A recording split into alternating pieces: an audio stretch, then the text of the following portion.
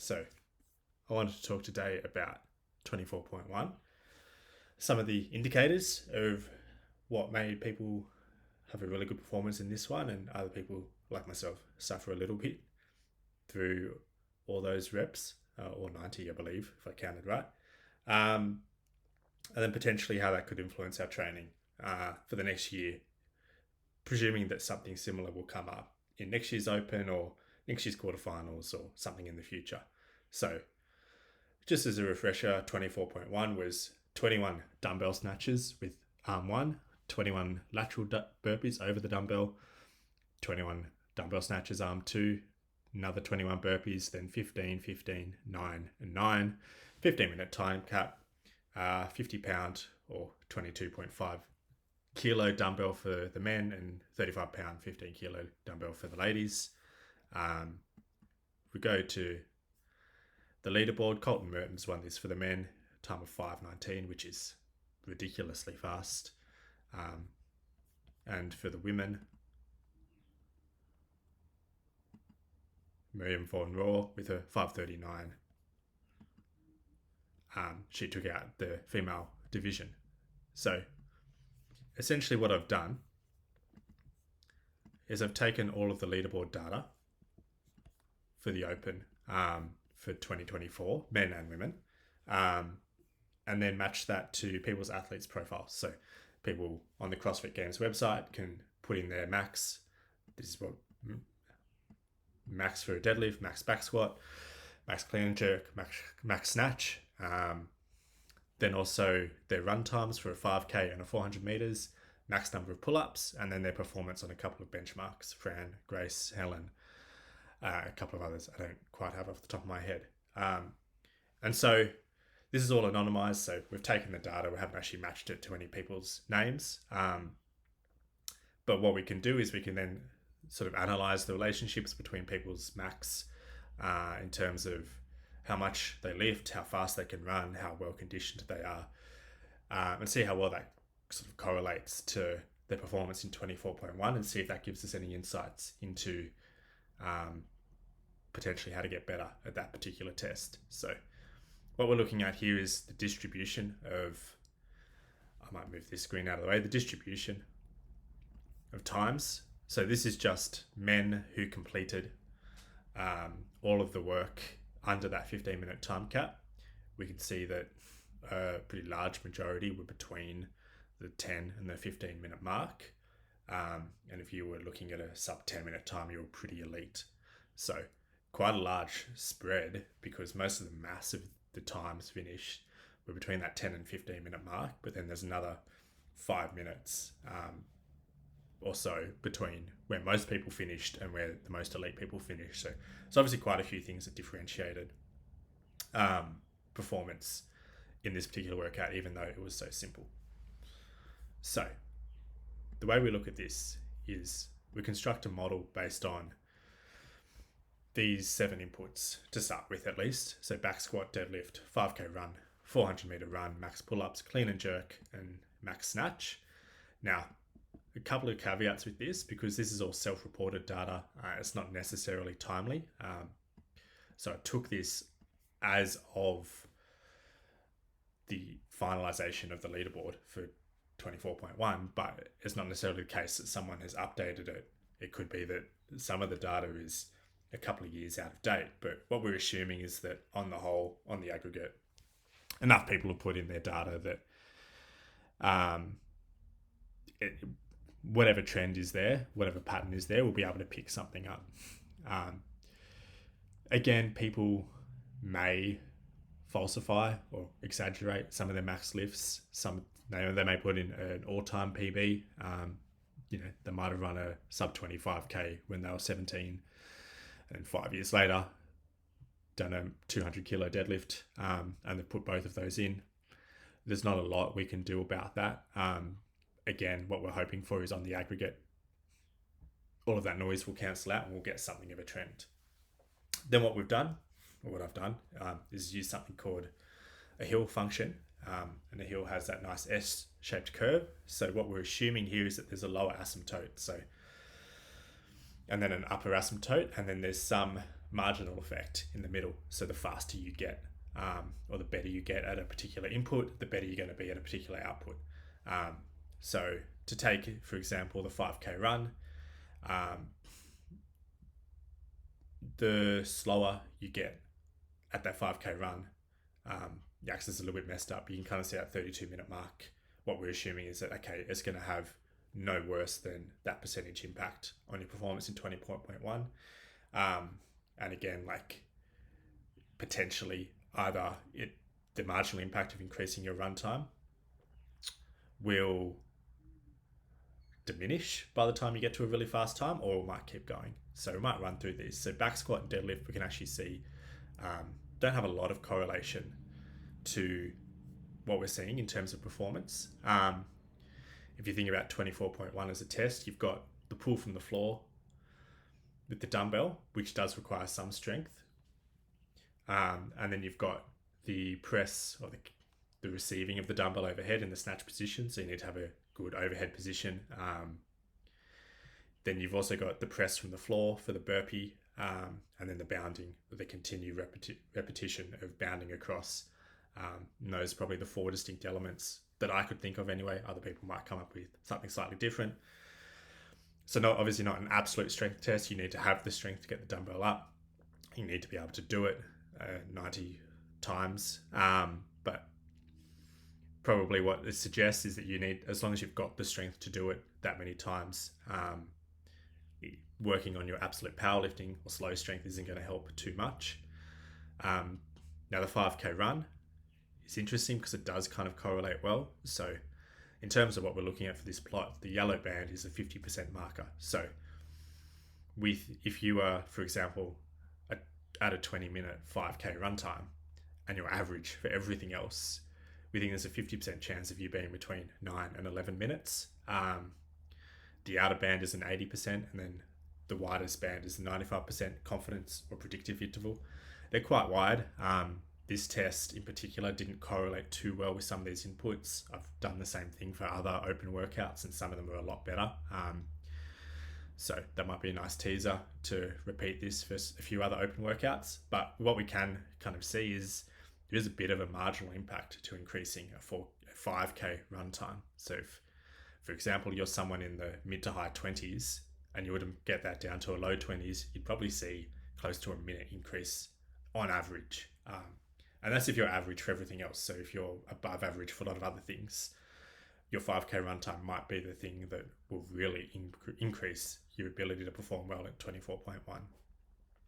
Going down the line, 400 meter run, not a huge amount of correlation there.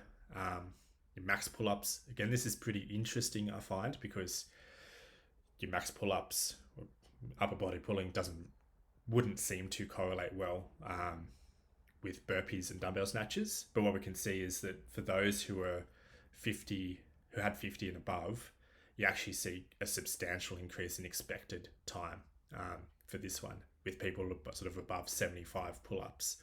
Keeping in mind that their average, we're assuming their average for everything else, if they were 75 and above, they'd be close to the 8-9 minute mark. So if you think back to the distribution of times for 24.1, we saw a lot of people between the 10 and the 15 minutes, and then the more elite times were that sub 10, sub 9. And it seems that this sort of body weight, upper body pulling correlates really well. So I say correlates because it's not necessarily the case that if you went and increased your max pull-ups and solely trained that you would find yourself performing really well at dumbbell snatches and burpees. But obviously, if you're really good at pull-ups, you are more likely to be really good at other body weight movements. People who are lighter tend to perform really well, or you'd think, at both pull-ups and burpees.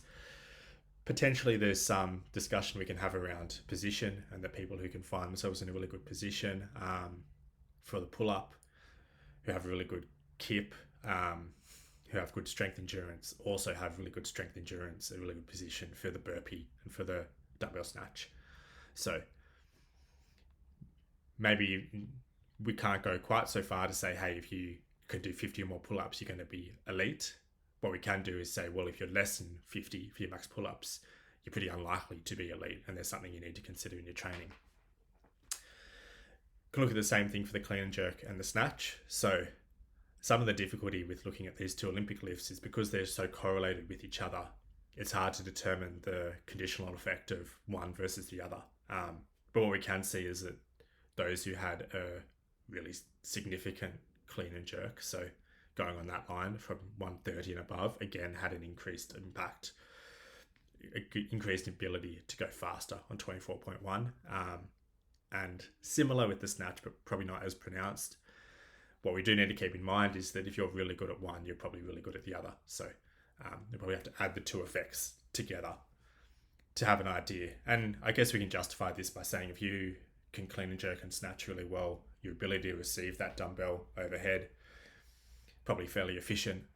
Your ability to explosively open the hips and get the dumbbell up, again, is probably fairly well developed. And I guess it speaks to that point. Like we talk a lot in CrossFit about training the Olympic lifts because they transfer really well to so many things. And this is a pretty good example. Even though the dumbbell snatch itself is really light, most people can do it. Most people could do it unbroken. That ability to do it, having the strength and the absolute power to be able to do it probably without fatiguing, to do the burpees faster, was a really significant contributor. So probably looking at these three inputs in their totality, having enough conditioning to run a 5K fast. And this isn't necessarily saying you have to go and train your 5K to do better at this workout, but potentially doing enough other conditioning work that you run a 5K fast might help. Or if it's something you struggle with, increasing your 5K run might be something worth looking at. Being competent enough at the gymnastics movements that you can do 50 or more unbroken pull-ups, and then being really proficient at the Olympic lifts is going to be a really good indicator. And it's interesting because we do talk about this as being a sort of body weight cardio light test, but there is some component that requires you, if you're going to be elite, to have really great absolute power as expressed through the Olympic lifts. So those are the raw inputs. Now, what we can do over here is do the same exercise, but actually correlate it with results in the 2023 Open. And so what we're looking at here is, okay, did 24.1 uniquely test those 7 attributes we looked at? So back squat, deadlift, 5K run, 400 meter run, max pull-ups, clean and jerk, snatch. Did it uniquely test that in comparison to what we saw in 2023, or does your performance in 2023 kind of really strongly indicate how well you did in 24.1? So what we can see is that look at 23.1, which was the 14-minute AMRAP of the chipper, 60 cal row, 50 toe to bar, 40 wall ball, 30 cleans, 20 ring muscle ups. Repeat until you hit the 14-minute time cap. Correlated really well with your performance in 24.1. And I guess it's interesting because none of the elements overlapped between those two workouts. But in some ways not surprising, because if you're good at one CrossFit workout, especially a really complete chipper like 23.1, it probably indicates that you're really good at other things, like really other CrossFit workouts. And again, we could kind of see like a big separation between, if you think 150 reps in 23.1 was the start of the cleans, 180 reps was the start of the ring muscle ups, 200 was the finish of the ring muscle ups, and 260 and beyond was getting close to finishing the second row. Yeah, the elite athletes who can do all that are also going to be the elite at 24.1. We can also see that your performance in 23.2A, which was the ascending burpee pull-ups and shuttle runs, sort of correlated, but only at a more elite level. So if you were between 50 and 110 or so reps, it sort of didn't, in that workout, it didn't really indicate an increase or decrease or much about your performance in 24.1. But if you were elite on that particular burpee pull-up workout, you're probably likely to be elite on 24.1. So that's interesting because it sort of indicates that, I mean, you'd expect that burpee performance would correlate with burpee performance, but only towards the more elite level. So I think in that workout, about 130 reps was the 90th percentile. And so if you're at that level, you're more likely to be in an elite sort of sub 10 level for 24.1. And then if we go back to our discussion on running, max pull-ups, Olympic lifts that we saw before, yes, there's a little bit of a conditional effect. There's actually a bit of a conditional effect now for deadlifts as well, but it's not substantial. So if you have, let's say, your deadlift, if you have a modest deadlift compared to a really elite one, you're talking about less than a minute improved on 24.1. And that's probably to do with the ability to hinge repeatedly over and over that we didn't test in anything from 2023. But that probably that doesn't necessarily mean that we should just go and train a deadlift to get really good at 24.1, because best case scenario is we're going to get a minute faster. But we can use our result in 2023 and say, well, does what I did, how I performed in 2023 kind of line up with how I performed in 2024, or is there something different? And keep in mind, we only have the data we have available, so there might be other things different that probably better indicate our performance in 2024. The last one we can look at is the relationship between everything. So those same 7 inputs and then all open workouts going back to 2021, and see if there's anything that really strongly correlates. Now, keep in mind as we do this, because we add more things into our model, some things that were correlated are going to be correlated with other inputs, and so that's going to wash out the effect.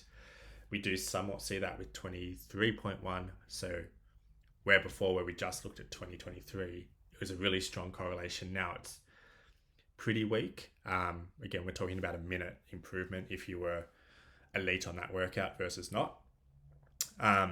What's interesting now also is 23.2a is probably linearly correlated with your performance in 24.1. So maybe as we look at more things, what it's indicating is actually your performance in those 2 tests was pretty strongly related. What it kind of raises in my mind is, if they are similar tests, if you look at the totality of things we test athletes for, then which one's a better one? 23.2a was 15-minute AMRAP, burpee, pull-ups and shuttle runs. Everyone could do it, but you probably finished that 15-minute workout and felt out of breath, a little bit tired, but you weren't rolling on the ground in agony. Whereas 24.1, I still have PTSD from, because of how hard it was. And I think most people feel the same way. I think most people felt a much greater challenge from 24.1. And I think because of that, most people would argue that it's a better test. So even if it's testing the same attributes, there's some level of mental toughness, perhaps some level of CrossFit competency that we're testing that we didn't see in 23.2a, even if the same physical attributes were present.